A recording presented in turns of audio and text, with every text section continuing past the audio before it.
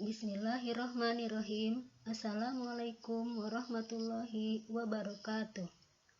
Santri-santri Husnul Khotimah yang solih dan solihah, kita bertemu kembali dengan mata pelajaran IPA dalam materi struktur tumbuhan dan pemanfaatannya dalam teknologi. Bahasan yang pertama adalah organ tumbuhan. Organ tumbuhan terdiri dari organ vegetatif dan organ generatif. Organ vegetatif berupa akar, batang, dan daun.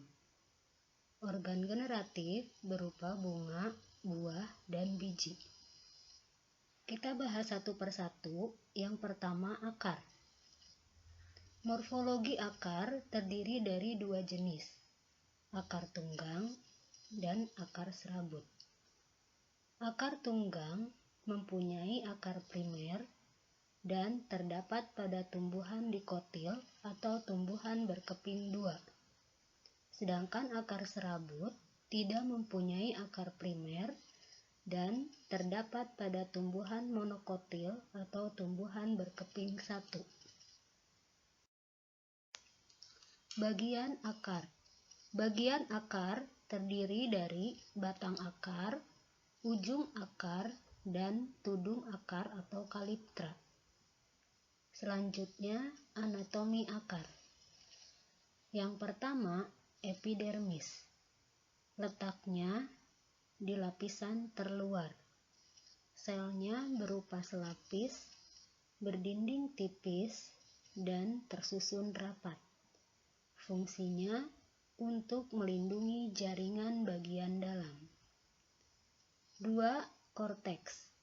Tersusun oleh jaringan parenkim sebagai jaringan dasar dan jaringan penguat. Susunan selnya renggang, terdapat ruang antar sel untuk menyimpan udara. Fungsinya untuk menyimpan cadangan makanan. 3. Endodermis. Selnya berupa selapis dan tebal. Fungsinya untuk mengatur jalannya air dan mineral dari bagian korteks ke silinder pusat. Keempat, stel atau silinder pusat. Letaknya di bagian paling dalam. Terdapat jaringan pengangkut, yaitu pembuluh xilem dan floem. Di bawah ini terdapat gambar penampang akar monokotil dan akar dikotil. Selanjutnya, fungsi akar. Fungsi akar diantaranya menyerap air dan mineral dari dalam tanah, menegakkan tubuh tumbuhan, membantu menjaga kekompakan tanah untuk mencegah erosi. Fungsi lainnya sebagai tempat menyimpan cadangan makanan, contohnya pada ketela pohon, wortel, ubi jalar, dan yang lainnya. Fungsi akar berikutnya adalah sebagai alat respirasi, berupa akar gantung atau akar napas, contohnya pada pohon beringin, dan berupa akar tunjang, contohnya pada tumbuhan bakau. Bahasan yang kedua adalah batang. Berdasarkan morfologinya, batang terdiri dari 3 jenis. Batang berkayu, contohnya pada pohon jati dan pohon kelapa. Batang berair, contohnya pada bayam dan pada pacar air. Batang berongga, contohnya pada kangkung, padi, dan bambu. Selanjutnya, anatomi batang. Terdiri dari 1. Epidermis. Letaknya pada bagian paling luar. Selnya berupa selapis dan tersusun rapat, tertutup oleh kutikula atau lapisan zat lilin, dan terdapat lentisel atau celah batang. 2. Korteks. Korteks tersusun oleh jaringan parenkim atau jaringan dasar, jaringan kolenkim, dan jaringan sklerenkim untuk memperkuat batang. 3. Endodermis. Tersusun oleh selapis sel yang mengandung zat tepung. 4. Silinder pusat atau stel terdiri dari perisikel, yaitu bagian terluar, berkas pembuluh angkut, yaitu silem, untuk mengangkut air dan mineral, dan floem untuk mengangkut hasil fotosintesis.